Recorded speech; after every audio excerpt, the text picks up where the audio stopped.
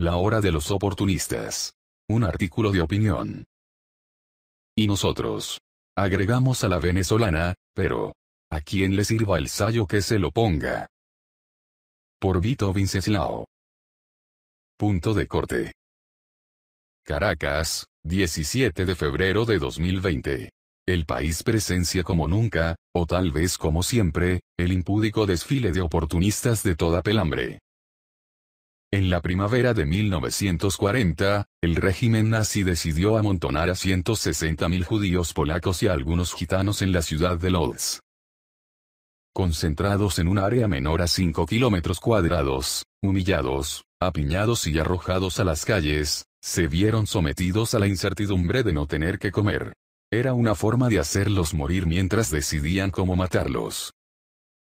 Alrededor del gueto, comerciantes polacos y alemanes vendían alimentos de contrabando a precios exorbitantes, lo que les permitió acumular, en pocos meses, enormes fortunas. Las víctimas agotaron su dinero, luego se despojaron de las joyas y otros bienes. Finalmente, el hambre. Eugene Silky fue uno de esos tenderos que se enriqueció. Muchos años después, en una entrevista ante las cámaras de la BBC, y sin ningún reato de conciencia, afirmaba: si podía conseguir por 100 marcos algo que valía 5.000, sería estúpido no comprarlo. No hay que ser un hombre de negocios.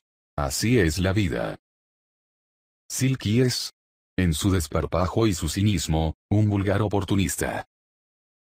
A pesar de que pululan en todo tiempo y lugar, las guerras son, como uno de los momentos más turbios de la política, un terreno especialmente fértil para que los oportunistas prosperen con arrogancia o delicada sutileza.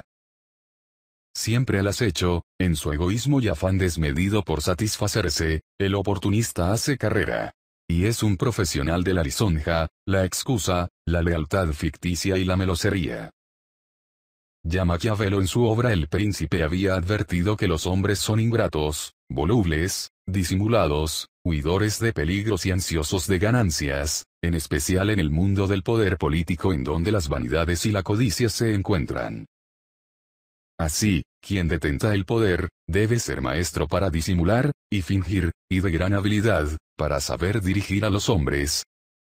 Las alianzas en el ejercicio del poder son, con frecuencia, el juego de oportunistas que saben que se engañan mutuamente, porque necesitan el uno del otro para su propio interés. El País habla de Venezuela, presencia como nunca, o tal vez como siempre, el impúdico desfile de oportunistas de toda pelambre. El Parlamento venezolano se inundó de los políticos de la guerra, quienes eliminaron toda competencia en sus regiones, a través de la violencia o de la intimidante cooptación. Encarcelados algunos de ellos. En su reemplazo han llegado pequeños oportunistas, más ávidos y dispuestos a no desaprovechar el momento para conseguir los medios, prebendas y contactos necesarios para perpetuarse en su condición de manzanillos perfumados. Habrá algunos, con su gloria temporal y tal vez fallida, otros, utilizados y olvidados, para su desgracia. Seguramente, algunos miembros de algunos de esos pseudo partidos, esas espurias coaliciones de empresarios del cohecho y del fraude, dispuestos a consolidar un feudo. Pero hay otros oportunistas, silenciosos y discretos. Narcos acogidos como delincuentes políticos, cuyas acciones beneficiaban a hombres de negocios. Inversionistas de palma africana que se hicieron y que continúan apropiándose de tierras de negros, de territorios indígenas o de supuestos baldíos, mientras el gobierno promueve y expide normas para asegurar el usufructo por años, invocando ese eufemismo desarrollista que es el biocombustible. Compañías mineras y extractivas que han callado el asesinato de sus empleados sindicalizados. Esas mismas empresas, o parecidas, que ahora invaden, talan y contaminan, casi siempre con licencia, parques nacionales y zonas de reserva, escudadas en las banderas del bienestar social o general, y la responsabilidad empresarial. Podría continuar con los gobiernos locales y sus concesiones de obras públicas y de chance, privatizaciones o declaratorias de zonas francas, que benefician a la familia, los amigos o los copartidarios, en una frenética carrera por vaciar las arcas públicas y llenar las propias en el cuarto de hora. Para cerrar este paroxismo oportunista, desfilan los amigos erigidos en algunos del Poder Judicial o cualquiera otra suprema autoridad en este país, hablando de Venezuela. Una corte, atacada sin piedad durante años, es ahora concebida, o curiosidad, como un organismo de una alta calidad moral. Se pavonean los recién llegados, oportunistas de carrera, cuyo mérito definitivo fue, frente a candidatos impecables, su complacencia pasada, actual o futura con el gobierno. Se paga bien la soterrada lealtad con quien elige, escoge o nombra.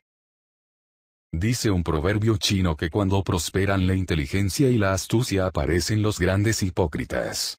Al menos Eugene Silky, ese insensible y rollizo tendero alemán, aceptaba que él se había enriquecido con la miseria de los otros. Cualquier parecido con la realidad apureña y de otros estados, es pura coincidencia. Pero más allá de todo esto, lo que tiene que saber el empresario venezolano es que tiene que trabajar más y producir aún más. No es momento de cerrar empresas o de perder oportunidades de negocios. Administrar una empresa durante la situación actual de Venezuela es un reto, pero no es algo imposible. Con todas esas experiencias, los emprendedores, comerciantes, empresarios y productores en Venezuela apuestan para encontrar soluciones a la crisis. ¿Por qué le llaman apostar? Einstein, en su misma definición de crisis, señala que el día nace de la noche oscura. Después de la crisis pueden venir grandes oportunidades, pero no sin sacrificio y trabajo duro. Apostar por el país quiere decir que aquellos que buscan salidas y soluciones durante el momento más crítico de la sociedad, serán los primeros de la larga fila de oportunidades. Con esas experiencias, los emprendedores, comerciantes, empresarios y productores honestos, tenemos que luchar contra ese oportunismo y superarlo para construir un país sano, sin visos de corrupción, y próspero. Vito Vinceslao, es un abogado y periodista venezolano. Queremos compartir las 3 frases que declara como sus favoritas. La libertad política, es la condición previa del desarrollo económico, y del cambio social. De John F. Kennedy. La democracia, es una forma superior de gobierno, porque se basa en el respeto del hombre como ser racional. De John F. Kennedy. El político se convierte en estadista cuando comienza a pensar en las próximas generaciones y no en las próximas elecciones. De Winston Churchill.